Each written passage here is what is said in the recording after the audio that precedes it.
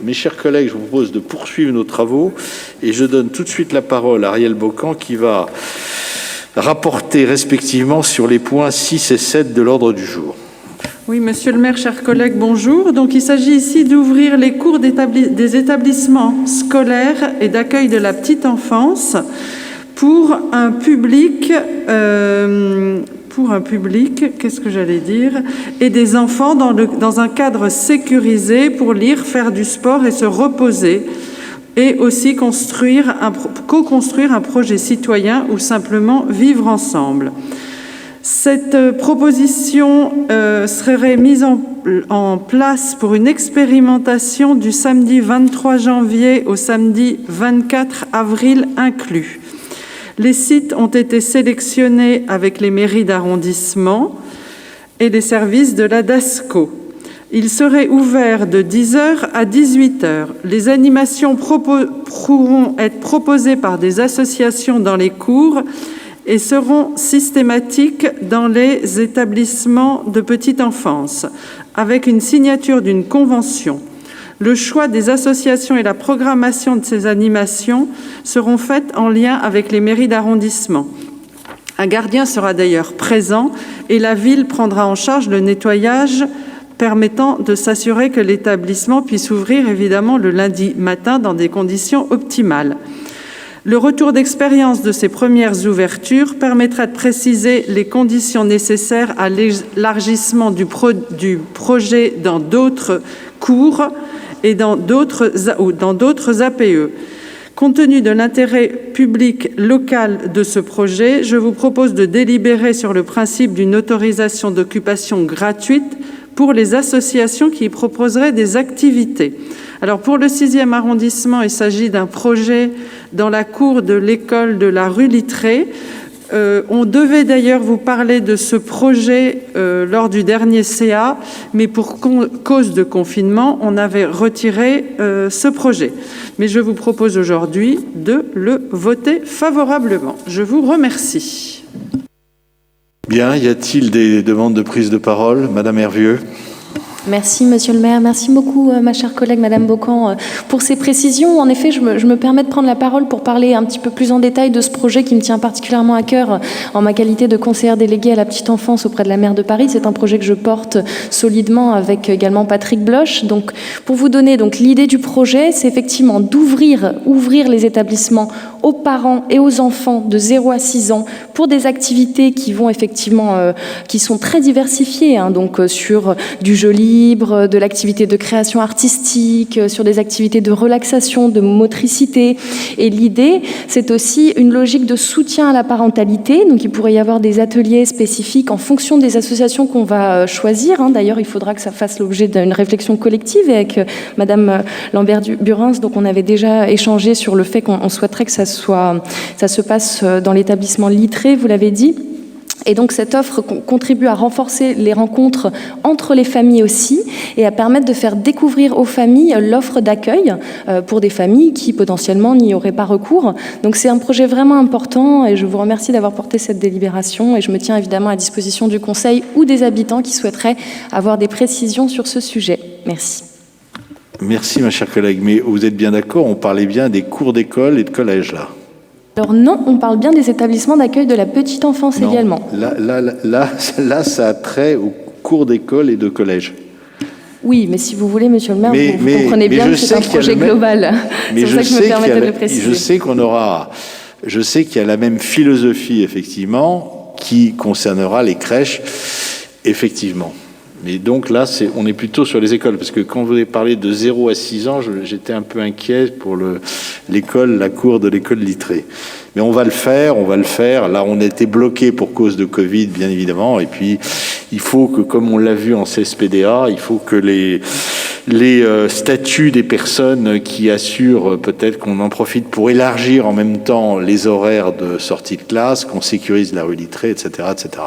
Mais dans le principe, l'idée est bonne.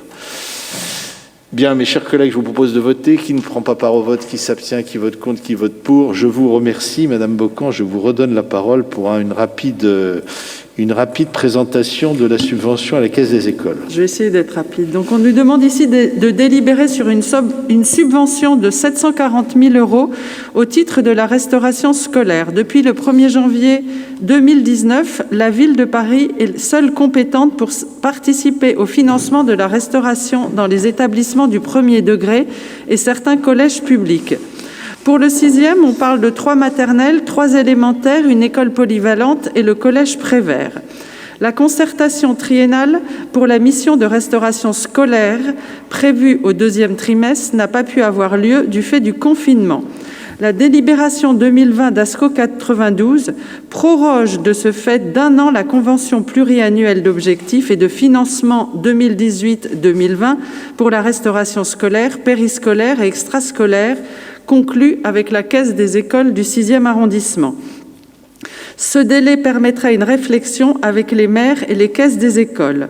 La Convention détermine les missions respectives dans le cadre de la délégation de services publics et les orientations stratégiques, les moyens et les modalités de compte rendu par la Caisse des écoles de son activité, ainsi que les moyens et modalités de contrôle, les principes et modalités de financement, ainsi que l'engagement respectif à faire vivre les modalités de gouvernance définies, et enfin les domaines dans lesquels la Ville de Paris s'est engagée à apporter une expertise concourant à l'atteinte des objectifs fixés.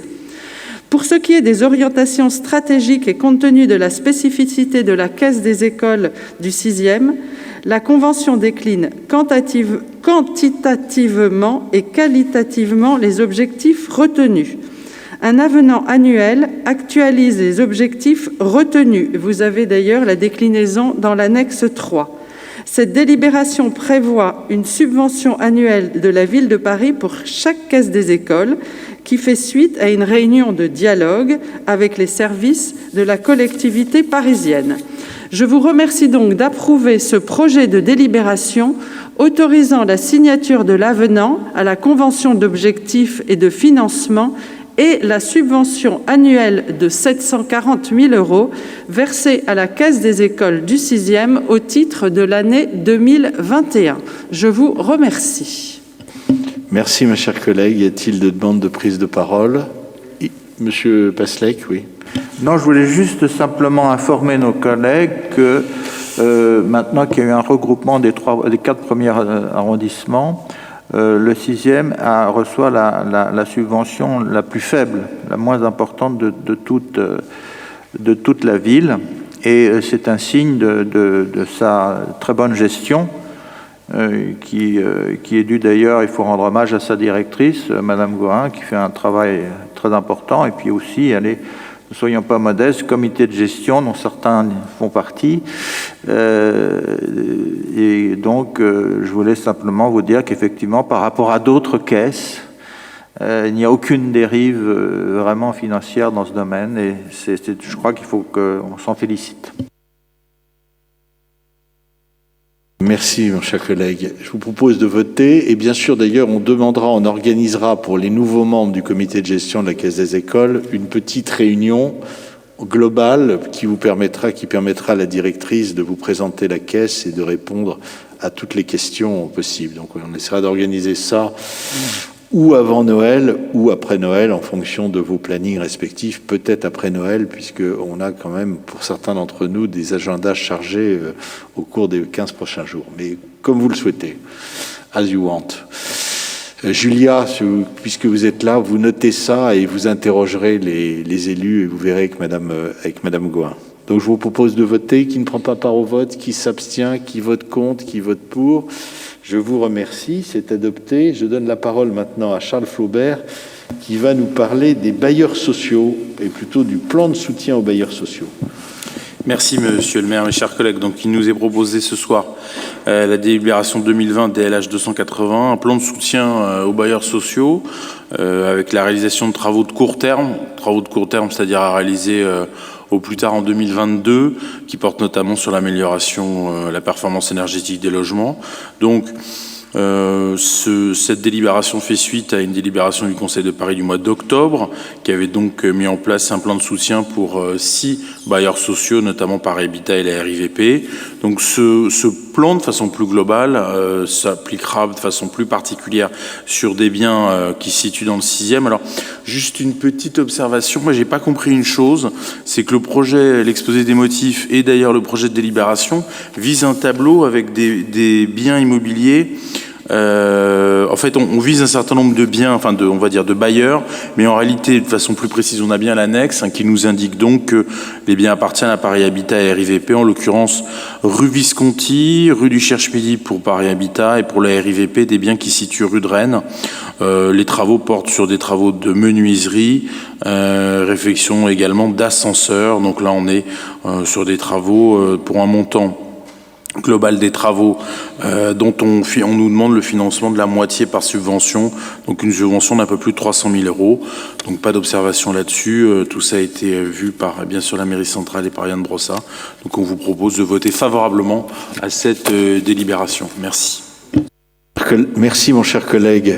Si vous le permettez, s'il n'y a pas de demande de prise de parole, je vous propose de voter. Donc même vote peut-être que la fois précédente, même vote. Je vous remercie, avis favorable donc à ce mémoire.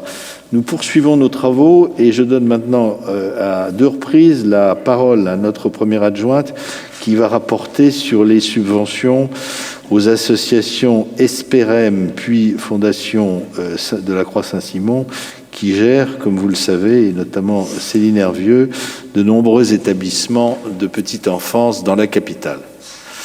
Merci, monsieur le maire. Bonsoir, mes chers collègues. Oui, donc il s'agit de délibérations qui sont habituelles et qui se renouvellent bien régulièrement. Renouvellement d'une convention d'objectifs. Donc il s'agit d'Esperem, anciennement Arfog-Lafayette, qui gère 4 établissements, soit 114 places de crèche. Pour ce qui nous concerne, c'est la crèche qui se trouve 83 rue de Sèvres. C'est une petite crèche de 30 places et donc il est prévu donc un renouvellement de convention qui permettrait à cette crèche d'avoir sa subvention de 165 785 €. Et il est souhaité par ailleurs d'avoir un complément de subvention pour, compte tenu des problèmes de chaleur qu'on connaît de plus en plus ici, sur les crèches particulièrement, mais aussi sur d'autres immeubles, de pouvoir acheter 8 stores extérieurs sur les fenêtres en cour intérieure.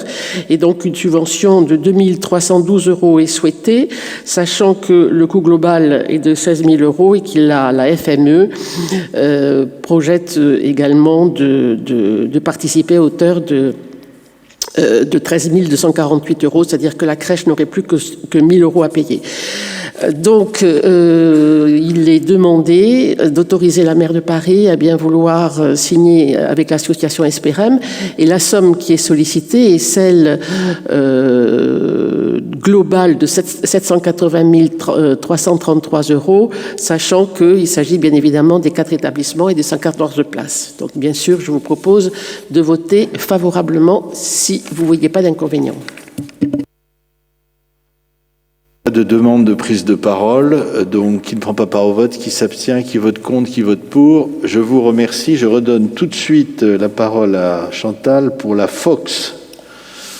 De la même manière, monsieur le maire, donc renouvellement de la convention d'objectifs. Cette fois-ci, c'est la Fondation Œuvre de la Croix-Saint-Simon, 21 établissements à Paris et un nombre important d'enfants qui sont bien sûr gardés. Alors cette fois-ci, il s'agit de 2 conventions. L'une qui est un renouvellement pour la crèche qui se trouve rue Jean Bart. Donc il est souhaité une subvention de 272 304 €, donc crèche 14 rue Jean Bart, également crèche Bethléem, et une convention d'objectifs à signer pour la nouvelle crèche de la Fondation La Croix-Saint-Simon qui se trouve 13 rue Notre-Dame-des-Champs avec 35 places pour une somme de 196 049 €. Et ne pas oublier également une subvention de 125 447 € pour la crèche, la halte crèche ou halte garderie plutôt, qui se trouve en plein air dans le jardin du Luxembourg et que vous connaissez bien. Voilà, donc on lui a demandé que vous puissiez autoriser la maire de Paris à signer une convention avec une somme globale que je ne retrouve pas à la minute.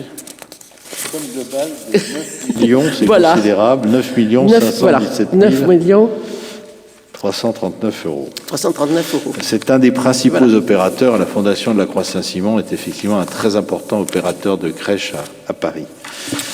Donc, même vote que pour Esperem. Je vous remercie. Nous poursuivons nos travaux et nous allons maintenant nous intéresser à la Ligue de protection des oiseaux. Je donne la parole à Iris Berthemier. Merci, Monsieur le maire. Alors, comme vous le savez peut-être, la Ligue de protection des oiseaux est une association créée en 1912. Elle a été reconnue d'utilité publique en 1986. C'est le représentant français de BirdLife International. C'est une alliance mondiale qui réunit plus de 100 organisations de protection de la nature dans le monde. Elle a 3 missions: la protection des espèces, la préservation des espaces et l'éducation et la sensibilisation. Au niveau de la ville de Paris, il y a 27 espaces verts parisiens qui ont fait l'objet, enfin qui ont été repérés pour faire l'objet de la labellisation refuge LPO. Donc il y a en tout 23 000 sites labellisés en France et donc la ville de Paris voilà, on a repéré une trentaine. Il y a une convention qui a été signée en 2019, une convention pluriannuelle d'objectifs pour une durée de 3 ans. À ce titre, des subventions ont été versées, donc une subvention de 13 500 € pour l'année 2019. Madame la maire de Paris propose d'attribuer une subvention pour l'année à hauteur de 14 000 €. Voilà. Le but est de préserver la biodiversité tout en offrant à l'homme une qualité de vie, un potentiel d'accueil de la faune et de la flore sauvage et s'engager dans une démarche pédagogique de sensibilisation à la nature. 3 conditions sont requises pour faire partie de ces zones. Absence de traitement phytosanitaire, dans la mesure du possible, pas d'éclairage nocturne et ne pas faire l'objet de lutte contre les rongeurs, donc sauf éventuel piège. Dans le 6e arrondissement, un square a fait l'objet d'un diagnostic pour faire partie pour être identifié comme étant un refuge LPO. Il s'agit du square Ozanam, donc c'est un square qui est situé sur le flanc de l'église Notre-Dame-des-Champs. Ce square a été identifié parce que le faucon cresserelle a été identifié là-bas. Donc le faucon cresserelle, c'est un rapace de la taille d'un pigeon et qui s'appelle cresserelle pour son cri, que je n'imiterai pas ici. Voilà, donc je vous propose de voter cette subvention à hauteur de 14 000 €. Voilà. Merci. Effectivement, il faut qu'on cresserelle qui se promène entre le square Ozanam, les jardins du Luxembourg et puis également le jardin des Carmes. On peut en entendre certaines nuits lorsqu'on n'est pas effectivement, lorsqu'on est encore en train de travailler, on n'est pas dans les bras de Morphée. Bien, si vous en êtes d'accord, mes chers collègues, je vous propose de voter cette délibération. Qui ne prend pas part au vote, qui s'abstient, qui vote contre, qui vote pour. Je vous remercie. Je vais passer maintenant la parole à Florence Levara qui va rapporter sur une délibération complexe qui concerne la future opération Maine-Montparnasse. Merci Monsieur le maire, mes chers collègues.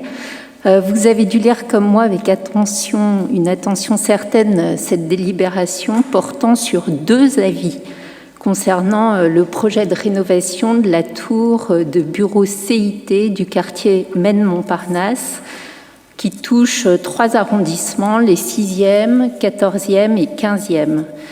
Cette délibération importante pour l'avenir du sud de l'arrondissement concerne le périmètre de l'opération Maine-Montparnasse qui touchera dans un premier temps, vous le savez, la transformation de la tour Montparnasse, dont le permis de construire a déjà été obtenu, et également cette tour de bureau CIT qui porte le nom de Centre international du textile et qui sera également impacté par une restructuration permettant à cet équipement de renforcer l'attractivité économique de Paris. Cet immeuble n'a pas été rénové depuis sa construction dans les années 70. Je ne vais pas reprendre dans le détail la totalité de cette délibération qui est très longue. Vous avez comme moi lu l'exposé des motifs dont je vais rapidement vous faire un résumé en quelques points essentiels. Donc cette opération doit tout d'abord renforcer l'urbanité du site et réaliser un quartier mixte d'activités économiques, de logements, dont des logements sociaux. Cette opération doit aussi améliorer l'accessibilité piétonne notamment, dynamiser l'activité commerciale, valoriser les sous-sols, développer la végétalisation. L'objectif est donc d'accompagner les métamorphoses des tours Montparnasse et CIT. Du coup, cette délibération porte donc sur un double avis. Premièrement, le permis de construire en cours d'instruction concernant cette tour CIT qui rencontre un certain nombre de dysfonctionnements. Le projet décrit dans le permis de construire porte donc principalement sur la transformation de l'aspect de l'immeuble, le désamiantage, la rénovation thermique.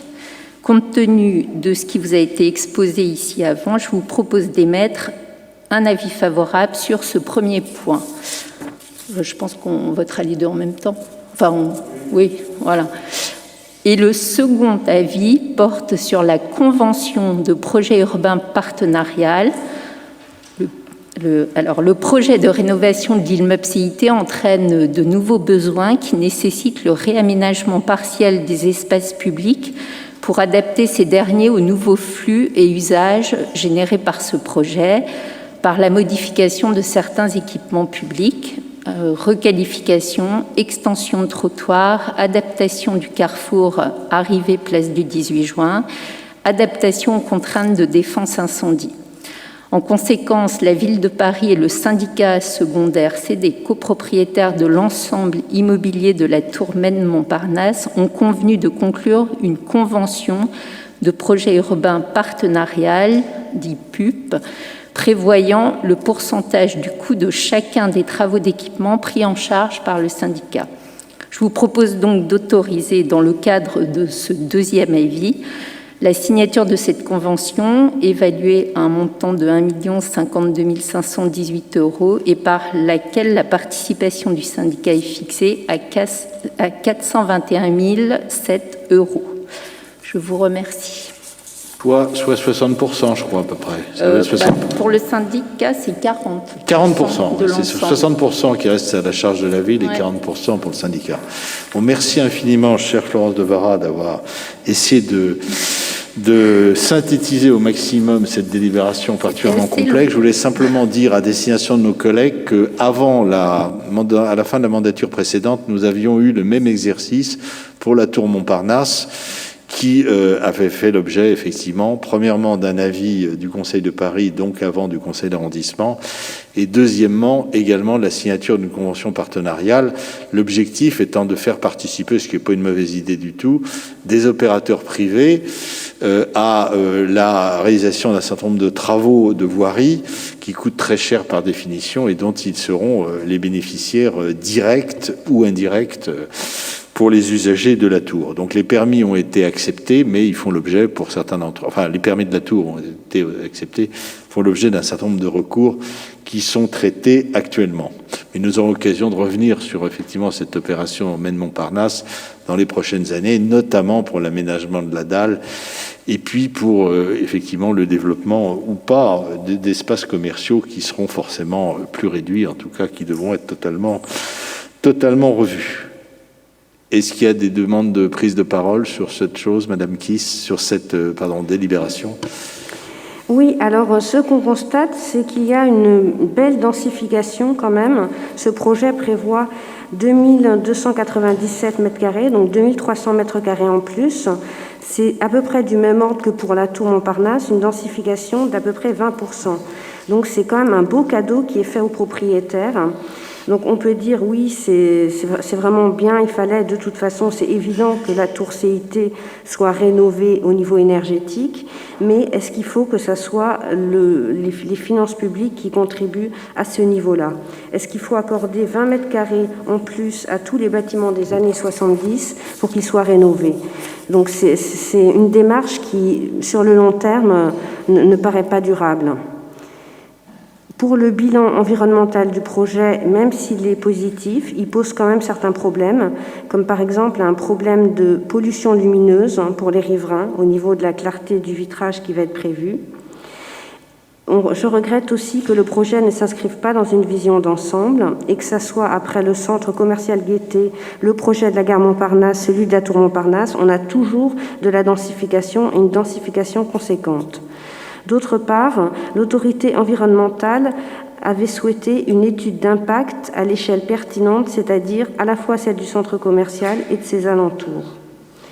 Donc, au vu de ces éléments, je vais m'abstenir et les écologistes sont en faveur d'un surseoir à statuer sur ce permis de construire. Voilà, je vous remercie. Merci. J'ai bien entendu vos arguments, ils sont les vôtres et je ne les contesterai pas. Je voulais simplement faire une petite remarque. En deux choses, il n'y a pas de participation d'argent public à la rénovation de la tour CIT, comme il n'y en avait pas à la tour Montparnasse. En revanche, c'est vrai, vous avez raison, il y a une extension des surfaces, mais une extension des surfaces qui ne se traduit pas par une augmentation du gabarit de la tour du CIT. En réalité, quand vous regardez précisément la tour du CIT, c'est vrai que c'est pas l'immeuble qu'on regarde le plus à Paris, ça je vous l'accorde bien volontiers. Mais quand vous la regardez, vous apercevez qu'en réalité, dans les étages supérieurs, vous avez un vide où vous avez d'ailleurs ça représente à peu près 2 niveaux ou 1,5 niveau, où vous avez des gaines, des gaines de sortie, sans doute des sorties des ventilations, etc.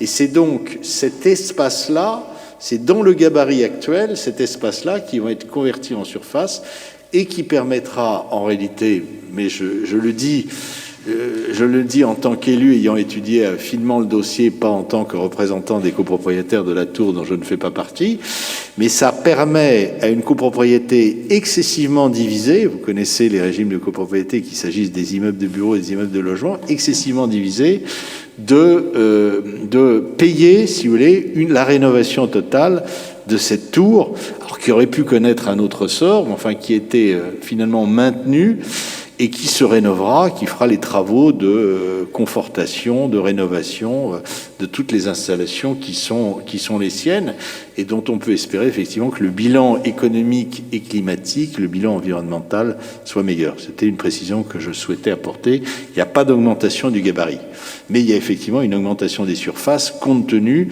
de sa configuration actuelle particulière. S'il n'y a pas d'autres demandes, Monsieur Flaubert, Maître Flaubert. Oui, juste une observation. À ma connaissance, il ne peut pas y avoir de sursis à statuer que le permis de construire a été délivré. Et il n'a pas été délivré? D'accord.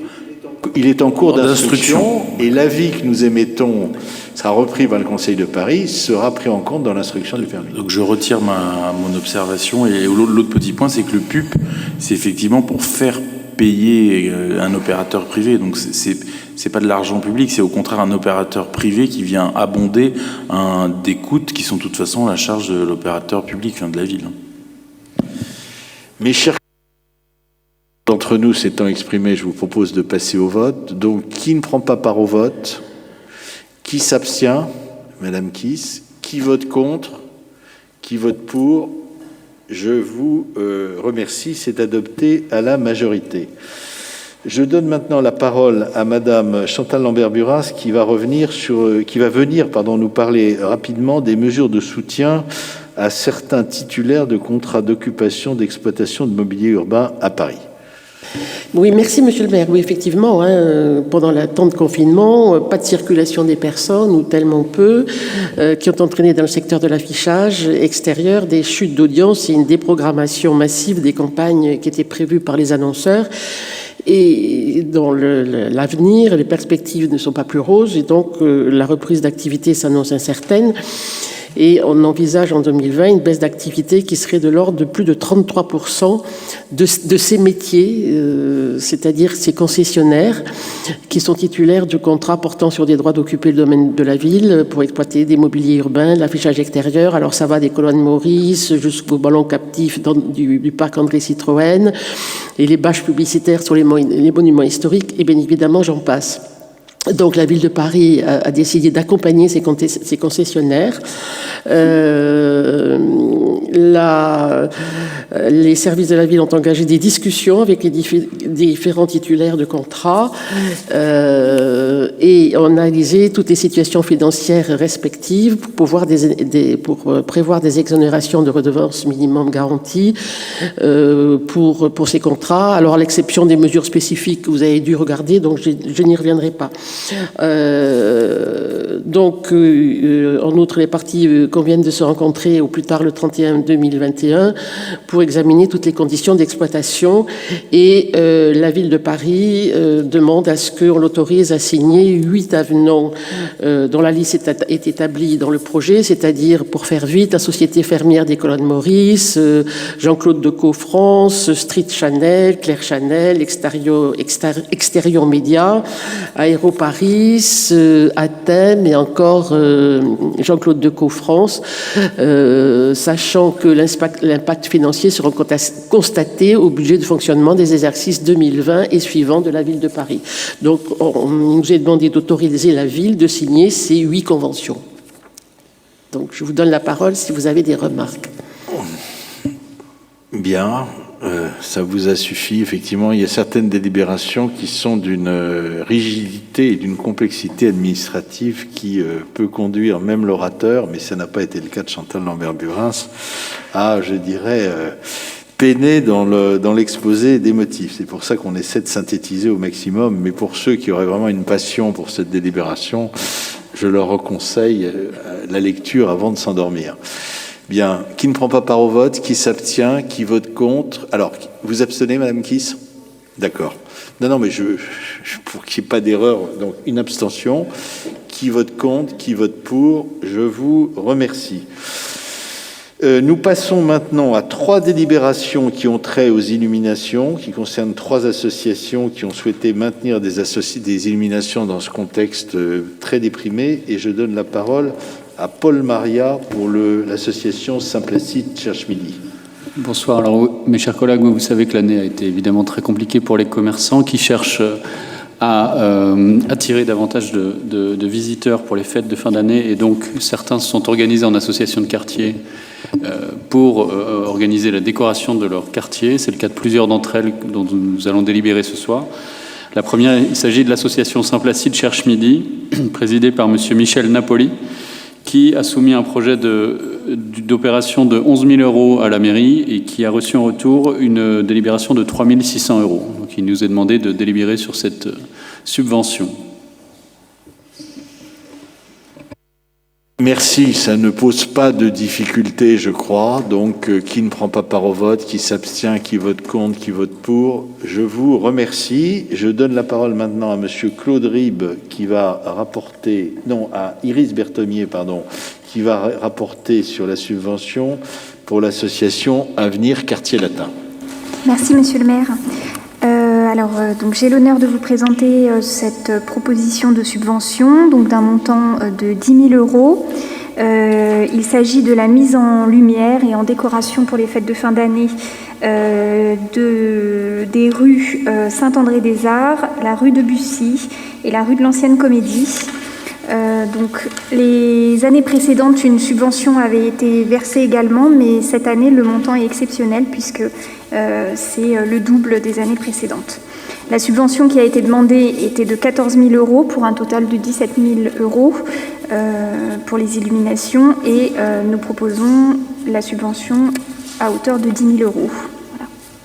Merci ma chère collègue. Même vote pour cette subvention, même vote. Je vous remercie. Nous passons maintenant au comité Saint-Germain-des-Prés d'hier, d'aujourd'hui et de demain et je donne la parole à notre collègue Claude Ribes. Oui, alors même chose, ça ne demande pas beaucoup de précision. Il s'agit du comité Saint-Germain-des-Prés d'hier et d'aujourd'hui, donc est une association bien connue, présidée par Miroslav Siljegovic, que nous connaissons bien, donc est le propriétaire du Flore et de la closerie des Lilas. Comme les années précédentes, une subvention est sollicitée pour un budget d'environ 60 000 euros. Ils avaient demandé un petit peu plus. Bon, on leur propose 13 000 euros, donc soit 21% de leur action. C'est à peu près dans le cadre des subventions des années précédentes. Et je propose, pour illuminer un peu cette fin d'année un peu triste, de voter favorablement, mes chers collègues. Merci infiniment, vous avez raison, on a besoin un peu de chaleur, un peu de bonheur dans ce contexte un peu délicat. Donc mes chers collègues, je vous propose de voter. Qui ne prend pas part au vote, qui s'abstient, qui vote contre, qui vote pour, je vous remercie. Il me revient maintenant l'honneur de vous présenter aussi rapidement que possible, de façon aussi synthétique, le premier acte qui va ouvrir la grande concertation autour de la définition du nouveau plan local d'urbanisme de la ville de Paris.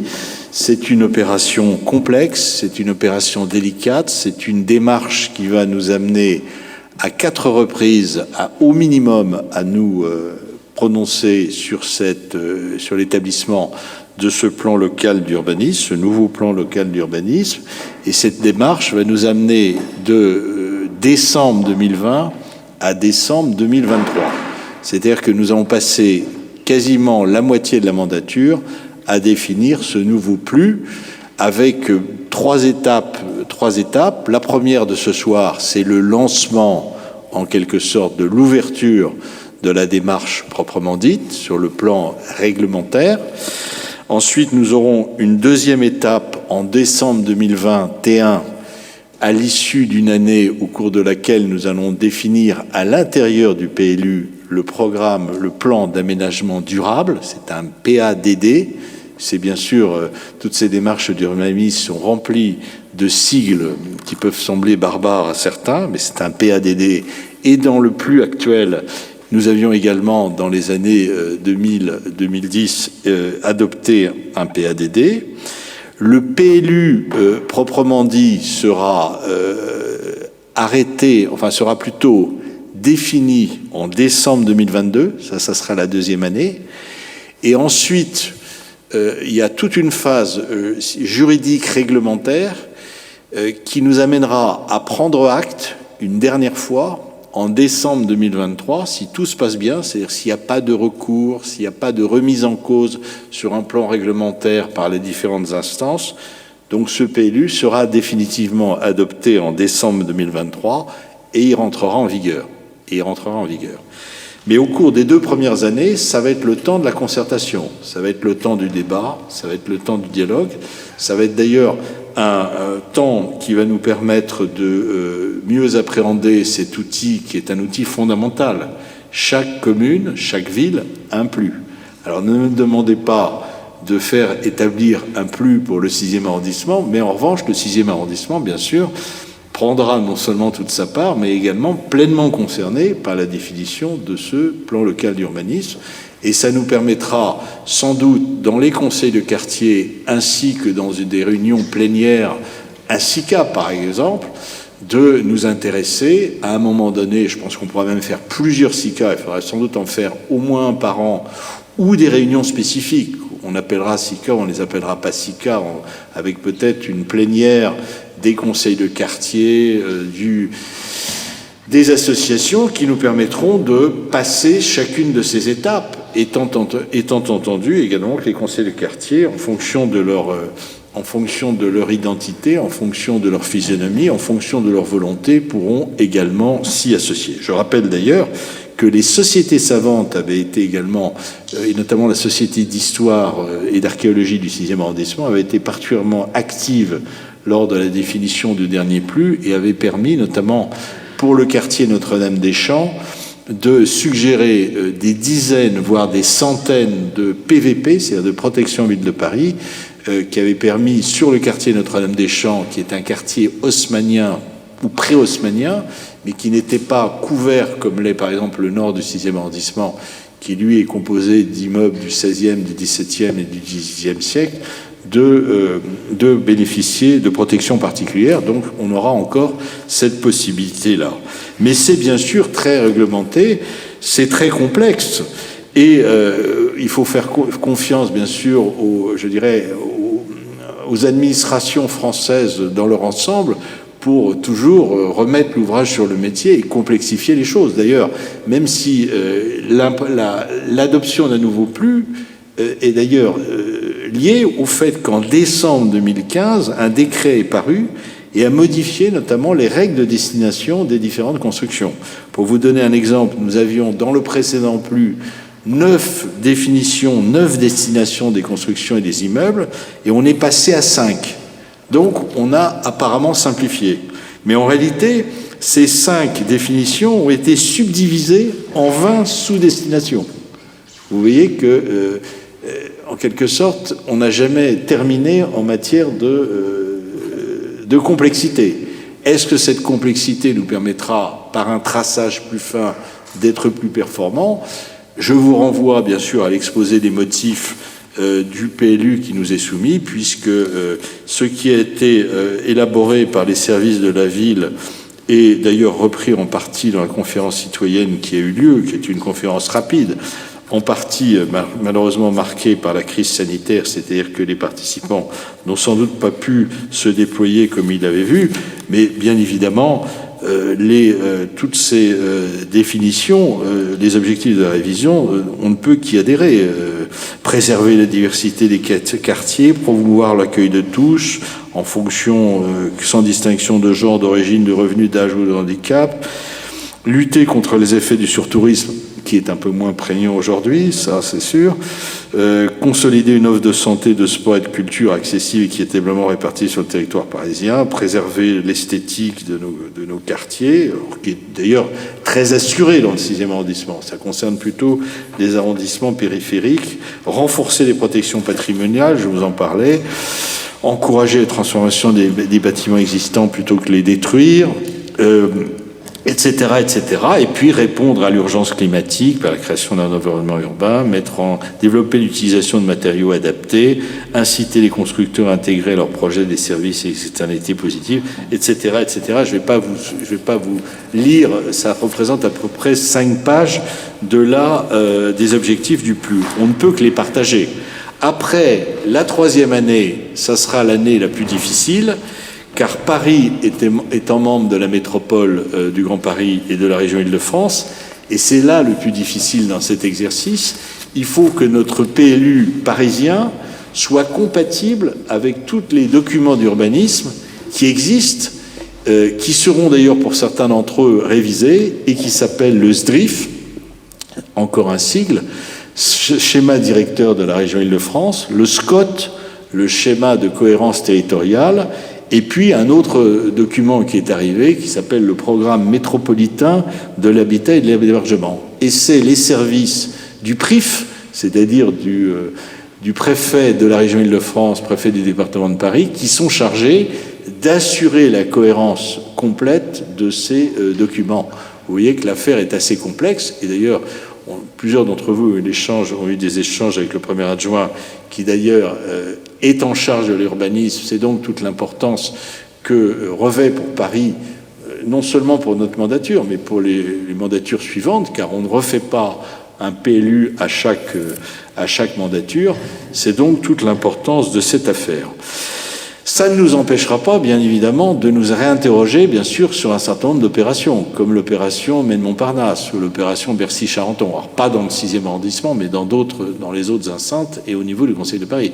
Car il ne serait pas logique que ces grandes opérations d'urbanisme, dont certaines ont été définies un peu lourdement à l'issue de la précédente mandature, ne soient pas revues, car personne ne comprendrait que Maine-Montparnasse, dont l'horizon est 2030 au minimum, alors 2025 sans doute pour la tour Montparnasse, mais 2030 au minimum pour la dalle, ne soit pas compatible avec un PLU qui serait opérationnel dès la fin 2023, ou en tout cas opérationnel en 2024. Donc vous voyez que ça va permettre, en quelque sorte, on va travailler sur le fond et puis on va avoir des travaux pratiques à travers un certain nombre d'opérations d'urbanisme à Paris. Et bien évidemment, Maine-Montparnasse en fait partie au premier rang. Et on aura l'occasion, bien sûr, de revenir sur ce sujet à travers les conseils de quartier et à travers d'autres instances. Voilà ce que je voulais vous dire, mes chers collègues. Alors, personnellement, néanmoins, pour faire un peu de diversité et puis pour rompre l'unanimité magnifique qui nous a saisis jusqu'à maintenant, je m'abstiendrai néanmoins sur ce lancement de la consultation, non pas qu'après vous avoir dit tout ce que je vous ai dit, je suis forcément en contradiction, c'est d'ailleurs une opération d'ouverture, donc personne ne comprendrait que nous ne lancions pas cette opération d'ouverture, mais en revanche, je reste un peu sur ma faim, mais les discussions sont en cours sur les moyens qui seront donnés aux arrondissements et ainsi que, je dirais, au Conseil de Paris pour que la concertation ait lieu. J'ai réclamé au premier adjoint notamment qu'il y ait une mission PLU qui soit dédiée à cet exercice. Ça sera vraisemblablement le cas, mais n'ayant pas aujourd'hui les réponses aux questions que j'ai posées, je préfère m'abstenir, en vous laissant d'ailleurs la liberté de vote sur ce que vous comptez faire, dans la mesure où d'ailleurs, de toute façon, quoi que nous fassions, c'est le Conseil de Paris qui a le dernier mot dans cette affaire comme sur d'autres. Voilà. Est-ce qu'il y a des prises de parole? Je vous donne bien volontiers la parole si certains d'entre vous souhaitent la prendre. Si on n'y en a pas, je vous propose de voter, c'est comme vous le souhaitez. Donc nous votons. Alors, qui ne prend pas part au vote? Qui s'abstient? Qui vote contre? Qui vote pour? La délibération est adoptée. Il arrivait que dans la mandature précédente, Madame Raoul Duval fasse à elle toute seule adopter une délibération. Donc, il y a des satisfactions quelquefois qui existent. Mes chers collègues, je vous propose un vote global d'approbation sur les points 18 à 24 qui concernent des délibérations qu'on peut qualifier de Covid, à l'exception de la délibération sur le marché des couverts alimentaires, où là, c'est des implantations de bâches que nous n'avons pas de raison de refuser. Nous passons maintenant à l'examen des deux vœux qui nous sont présentés. Le premier vœu présenté par Madame Kiss, qui a trait à l'affichage sauvage, sur lequel je vous proposerai un avis favorable d'adoption. Mais si vous voulez redire quelques mots, vous pouvez le dire. Monsieur le maire, je vous remercie. Donc en fait, l'affichage sauvage, c'est quelque chose qui est vraiment répandu dans notre arrondissement et qui, moi, me paraît absolument choquant. D'un point de vue moral en quelque sorte, parce que vous avez des grandes entreprises, des grandes sociétés qui se permettent comme ça de faire de la pub gratuitement, d'envahir l'espace public. Vous en avez par exemple une qui est pas très loin de chez nous, rue de Sèvres, pas côté 6e mais l'autre. Bon, je les nommerai pas, mais je pense que vous voyez ce qu'est cette enseigne. Donc voilà. Jusqu'à maintenant, elle bénéficiait d'une sorte d'impunité, parce qu'on peut trouver par exemple sur Internet, vous avez des agences qui le revendiquent haut et fort, alors que c'est absolument illégal. Et donc voilà, ce vœu a pour but de dire qu'il faut pas tolérer ça, quoi, que c'est pas du tout normal qu'on envahisse l'espace public pour se faire de la pub gratuitement, surtout que ça a un coût, après il faut nettoyer, etc. Donc il y a déjà la mairie de Paris a l'air de se sensibiliser de plus en plus sur le sujet, donc il faut l'encourager en fait, il faut l'encourager à aller encore plus loin, à poursuivre systématiquement tous ceux qui sont en infraction sur ce sujet. Voilà. Chers collègues, surtout que les sanctions existent, elles existent tout à fait. Il faut effectivement que la mairie de Paris aille plus dans ce sens, mais je crois que c'est la volonté de l'adjointe déléguée à ce domaine. C'est l'adjointe chargée de la propreté qui est, à ce titre également, chargée de lutter contre l'affichage sauvage. Donc, qui ne prend pas part au vote, qui s'abstient, qui vote contre, qui vote pour, je vous remercie. Il est adopté à l'unanimité. Alors, vous avez présenté votre deuxième vœu, Madame Kiss, sur lequel je suis pas tout à fait d'accord pour l'adopter, compte tenu du contexte dans lequel nous sommes actuellement. Mais on va essayer néanmoins d'aller dans votre sens progressivement. Voilà, donc c'est un vœu qui peut paraître assez minime parce que ces petites bouteilles de plastique, c'est pas grand-chose. Mais l'idée, c'est qu'une petite bouteille de plastique, plus une petite bouteille de plastique, etc., l'idée, c'est de commencer à prendre ce fléau à bras-le-corps et d'être exemplaire dans ce domaine à la mairie. Bon, j'entends bien qu'effectivement, vu le contexte sanitaire, on peut dire que voilà, les bouteilles de plastique, c'est plus pratique. Mais je pense aussi qu'il y a d'autres moyens, qu'on peut amener des gourdes, qu'on peut tout à fait se passer, même éventuellement des carafes, des belles carafes, en période effectivement de Covid où c'est peut-être pas idéal que tout le monde les touche, etc. Donc voilà pourquoi j'ai quand même présenté mon vœu en cette période de Covid, sachant qu'on ne sait pas encore combien de temps ça va durer en fait, malheureusement. Voilà, je vous remercie. On souhaite que ça s'arrête le plus rapidement possible, mais Séverine de Comprignac souhaite intervenir et vous répondre au nom de la majorité du 6e arrondissement. Merci, Monsieur le maire. Chère Madame, évidemment, on ne peut être que d'accord avec ce que vous proposez. Et d'ailleurs, on ne peut aussi que soutenir l'anticipation des dates d'échéance qui sont inscrites dans la loi à cet égard. Je crois qu'avant même le démarrage de cette pandémie, la mairie avait commencé déjà à faire des efforts sur cette question-là, bien consciente du problème. Je pense qu'il est surtout vraiment pas le moment d'agir là-dessus, c'est trop risqué, y compris d'abord pour ceux qui l'utilisent et puis surtout pour les personnels qui s'occupent de tout ça. Donc je pense qu'il ne serait pas de bon temps de voter ce vœu. Ce que je vous propose, c'est de le retirer, compte tenu de la bonne volonté de tous ici. À défaut, je proposerai à la majorité de voter contre. J'accepte la proposition, effectivement, de le retirer pour le moment. Je vous remercie. Merci mes chers collègues. Nous avons sur table, vous avez sur table, ça vous a été remis, c'est de droit, la programmation des investissements d'intérêt local au titre de 2021 qui sera proposée au vote du budget de la mairie de Paris. Et au titre des affaires diverses, voulez-vous évoquer certaines choses, Madame Hervieux ? Oui, merci Monsieur le maire. Je souhaitais faire une remarque qui est d'une importance certaine, vous faire part d'un étonnement que je pense partager avec mes collègues Madame Antoinette Kiss et Monsieur François Commet sur le fait que l'opposition n'a pas été conviée à la cérémonie organisée par la mairie du 6e pour le 11 novembre 2020. Donc c'est tout à fait regrettable. C'est vrai, certes, je conçois que nous soyons opposants politiques, cependant ces cérémonies sont précisément des moments d'union nationale, importants pour nous en tant qu'élus, et donc il me semble que nous avons le droit, nous aussi, de nous recueillir officiellement en hommage à nos soldats morts pour la France, et ces cérémonies sont des moments, je le répète, solennels et importants, et nous estimons donc avoir le droit d'y être conviés, donc je vous prierai à l'avenir donc de nous en informer. Merci. Alors là, je tiens à vous dire que vous avez raison d'intervenir. Je m'étais étonné de votre absence. Je m'étais étonné de votre absence et je vous ai même appelé, enfin quand j'ai appelé, est-ce que Madame Hervieux est là et j'aurais pu bien sûr citer le nom de... Donc c'est une erreur regrettable, je ne sais pas ce qui a pu se passer. Comme vous le dites, ce sont des moments d'unité et d'ailleurs, je vous convie d'ailleurs, est-ce que vous avez reçu autre vérification, est-ce que vous avez reçu le carton pour la cérémonie très limitée, puisque c'est un dépôt de gerbes très limité, qui a lieu le samedi 5 décembre à 12h à l'extérieur. Alors on va vérifier ça, pourtant c'est une de mes secrétaires expérimentées. Vous ne l'avez pas reçu non plus ? Je l'ai reçu, monsieur le maire, c'est dans notre case en fait, à l'accueil de la mairie. Peut-être que ça vous a échappé. Moi je l'ai eu dans ma case.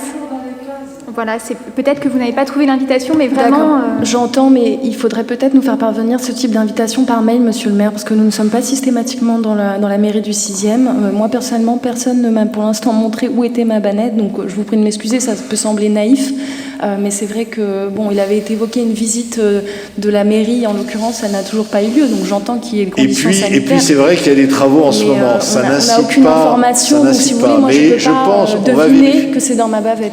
Alors, ce que je vous propose, vérifiez quand même, parce qu'en règle générale, on n'a jamais pratiqué ce genre de choses. Vérifiez quand même si vous pouvez retrouver dans votre case. Vous me ferez un petit mail, et puis on vérifiera, on essaiera maintenant quand même, effectivement, de la passer en mail aux élus. Voilà. Mais je vous rassure, j'étais moi-même étonné qu'il n'y ait pas de délégation, qu'il n'y ait pas de représentants. Hein, mais ça n'a pas... Et l'opposition a toujours été là. Oui, Mme Raoul Duval était toujours là. Hein. Mais donc, nous n'avions pas eu l'information. On n'a rien contre vous, on n'a rien contre vous. Je sais, moi non plus, mais j'aimerais simplement savoir quel est le moyen de communiquer cette donc, information. Samedi, parce que visiblement, si vous êtes là, je le dis, samedi 5 décembre à 12h, étant donné que c'est une cérémonie très limitée, vous avez tout à fait le droit de ne pas être là. Et là, je parle à l'ensemble de mes collègues. Mes chers collègues, je vous propose de nous séparer. Je ne peux pas vous donner la date du prochain conseil d'arrondissement, puisque nous n'avons pas encore les dates du mois de janvier, mais on peut penser qu'on se réunira vraisemblablement dans le courant, sans doute dans la deuxième quinzaine de janvier. Et là, nous essaierons de mettre en place les conseils de quartier, ce qui m'amènera, avec sans doute un certain nombre d'entre vous, à avoir des contacts dans les prochaines semaines sur les conseils de quartier. Je vous souhaite la meilleure soirée possible.